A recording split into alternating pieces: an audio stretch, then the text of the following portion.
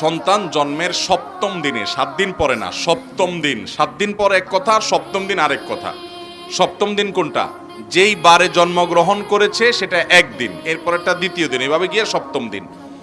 এই সপ্তম দিনে আকিকা করা সুন্নত, নাম রাখা সুন্নত, চুল চাঁচা সুন্নত। চুল চাঁচার পর ওই চুলের সমপরিমাণ, ওজন সমপরিমাণ স্বর্ণ কিংবা রূপা বা তার সমমূল্য দান করা, এটাও হাদিস দ্বারা প্রমাণিত, এটা মুস্তাহাব বা সুন্নাহ।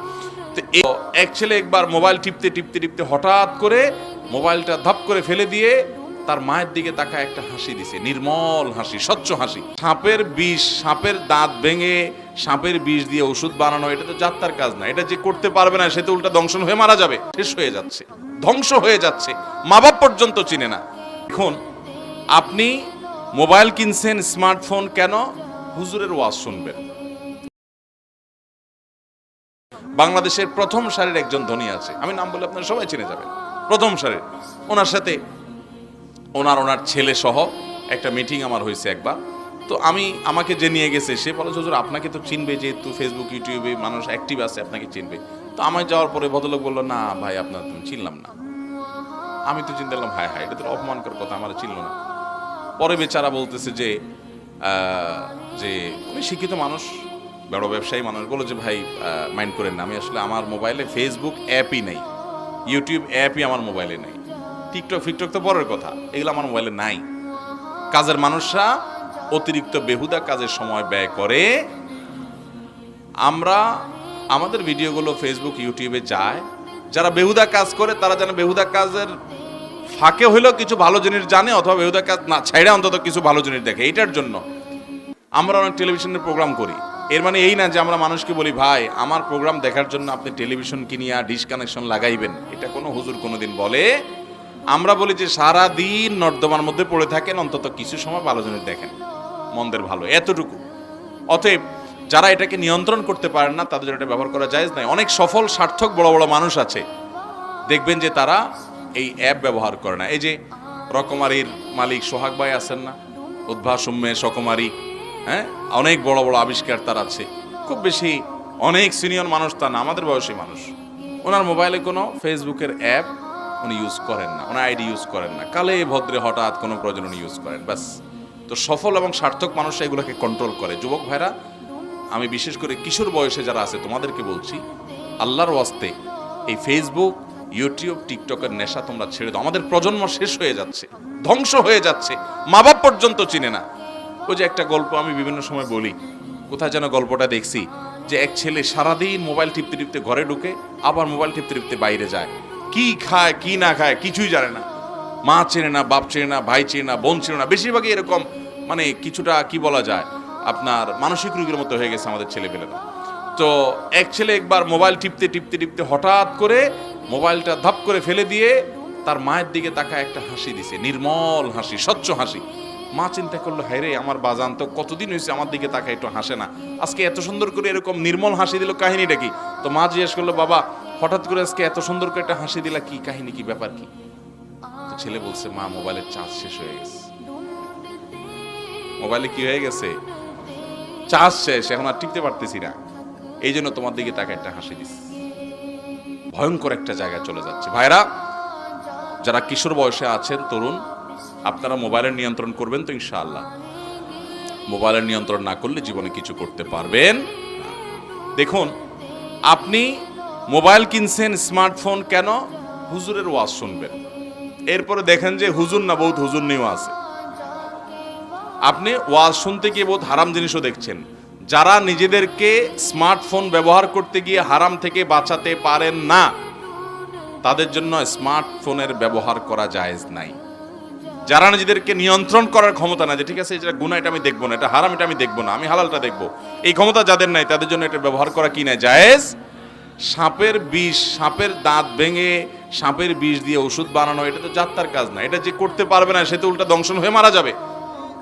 অতএব আপনি স্মার্টফোন থেকে ভালো ভালো জিনিস শিখে আমল করবেন, ভালো কথা, কিন্তু এটা যদি করতে না পারেন উল্টা বরং আরো ধরা খান। আজকাল বেশিরভাগ যুবকরা মোবাইল ব্যবহার করে না, মোবাইলে তাদেরকে ব্যবহার করে। মোবাইলে ব্যবহার করা বুঝছেন, মানে সে মোবাইলে এডিক্টেড হয়ে গেছে, এটা এক প্রকারের নেশা। দেখবেন যে অযথাই হুদাই পোলাপায়নে আঙ্গুল দিয়ে শুধু স্ক্রল করে আঙ্গুলের এইটা অনুবীক্ষণ যন্ত্র দিয়ে দেখলে দেখা যাবে যে ক্ষয় হয়ে গেছে ঘষতে ঘষতে গ্লাসে। আরে ভাই, কত কত ক্যারিয়ার ধ্বংস হচ্ছে, হাজার হাজার ঘন্টা শেষ হচ্ছে। ফেসবুক ইউটিউব যারা ব্যবহার করেন, আল্লাহর ওয়াস্তে এটাকে নিয়ন্ত্রণ করেন। আমি দিনে সকালে আধা ঘন্টা, দুপুরে আধা ঘন্টা, রাতে আধা ঘন্টা, এই টাইম ব্যবহার করবো, বাইরে করবো না। যা করা দরকার, যত দোস্ত আছে সবগুলার জবাব, কমেন্ট, রিপ্লাই, ইনবক্সের রিপ্লাই সব আধা ঘন্টার ভিতরে, বাস শেষ। এভাবে নিয়ন্ত্রণ করলে দেখবেন আপনার জীবনে বরকত আসবে। আর না হলে ছন্ন ছাড়া হয়ে যাবেন। মনে রাখবেন, যত সফল মানুষ আছে, যত বড় বড় মানুষ আছে, তারা কেউ ফেসবুকের নেশায় আক্রান্ত না। ফেসবুকের নেশায় আক্রান্ত যুবকরা বড় কিছু হওয়ার সম্ভাবনা খুবই ক্ষীণ, যতক্ষণ পর্যন্ত সেটা না ছাড়তে পারে। যারা কিশোর বয়সে আছেন, তরুণ, আপনারা মোবাইলের নিয়ন্ত্রণ করবেন তো ইনশাআল্লাহ। মোবাইলের নিয়ন্ত্রণ না করলে জীবনে কিছু করতে পারবেন না। এরপরে প্রশ্ন হলো, আকিকা দেওয়ার সঠিক নিয়ম কি? একজন আলেম বলেছেন, সপ্তম দিনে বাচ্চার চুল ছাঁটাই করে তার সমপরিমাণ টাকা দান করতে হবে। কতটুকু জায়েজ? কথাটুকু এটা সঠিক বলেছেন যে আলেম বলেছেন, তবে বোধহয় আপনি প্রকাশ করতে কিছুটা ত্রুটি আপনার হয়েছে। সন্তান জন্মের সপ্তম দিনে, 7 দিন পরে না, সপ্তম দিন। 7 দিন পর এক কথা, সপ্তম দিন আরেক কথা। সপ্তম দিন কোনটা? যেই বারে জন্মগ্রহণ করেছে সেটা একদিন, এরপরেরটা দ্বিতীয় দিন, এভাবে গিয়ে সপ্তম দিন। এই সপ্তম দিনে আকিকা করা সুন্নত, নাম রাখা সুন্নত, চুল চাঁচা সুন্নত। চুল চাঁচার পর ওই চুলের সমপরিমাণ, ওজন সমপরিমাণ স্বর্ণ কিংবা রূপা বা তার সমমূল্য দান করা, এটাও হাদিস দ্বারা প্রমাণিত, এটা মুস্তাহাব বা সুন্নাহ। তো এই আমলটা এটা করা যেতে পারে। একটা বাচ্চার মাথার চুল যেটুকু হয়, আমি আমার ছেলে বাচ্চারা হওয়ার পরে আমি চুল রীতিমতো স্বর্ণকারের দোকানে নিয়ে পলিথিনে পরে আমি মাপাইছিলাম, আমার মনে আছে, বিশেষ করে প্রথম 2 সন্তানের সময়। এরপরে আইডিয়া হয়ে গেছে, আর মাপানোর দরকার হয়নি। তখনকার কথা বলছি আমি, আজ থেকে 12-14 বছর, 15-16 বছর আগের কথা বলতেছি। তখন আপনার লাগতো হলো কত, আপনার 20-25-30 টাকা রূপা হিসাব করতে গেলে। আর যদি কারোর সচ্ছলতা থাকে, ধনী থাকে, তাহলে স্বর্ণ হিসাব করে তিনি দিবেন, তাতে কত হবে? হয়তো 1-2 হাজার টাকা হবে। তো ওই পরিমাণ টাকা গরিব দুঃখীকে দান করে দাও, এটা মুস্তাহাব সপ্তম দিনে। এরপরে প্রশ্ন হলো, একজন মুসলমান কি কি কারণে কাফের হয়? খুব দরকারি কথা। একজন মুসলমান কোনো বিশেষ অপরাধে, বিশেষ কোনো পাপের কারণে অমুসলমান হয়ে যেতে পারে কি পারে না? কিন্তু আমাদের দেশে এটা নিয়ে মানুষের খুব একটা জানাশোনা নাই। আমাদের দেশে ওযু ভাঙার কারণ আমরা জানি, নামাজ ভঙ্গের কারণ আমরা জানি, রোজা ভঙ্গের কারণ আমরা জানি, কিন্তু ঈমান ভঙ্গের কারণ বেশিরভাগ মানুষ জানি। ভাইয়েরা শুনে রাখেন, আপনি ঈমান আনার পর যদি মনে করেন যে না, কোরআনের এই জিনিসটা আমি মানি না, এটা আমার বুঝে আসে না, বা এটা অযৌক্তিক, আল্লাহর কোন একটা বিধানকে যদি আপনি অস্বীকার করেন, সাথে সাথে মানুষ কি হয়ে যায়? কাফের। নবী করিম সাল্লাল্লাহু আলাইহি ওয়াসাল্লামের কোন সুন্নাহকে নিয়ে আপনি টিটকারি করলেন, আপনার এক দোস্ত দায় রাখছে, অনেকদিন পরে দেখে বললেন, কিরে তোর তো ছাগলের মতো দেখাচ্ছে, শেষ ঈমান।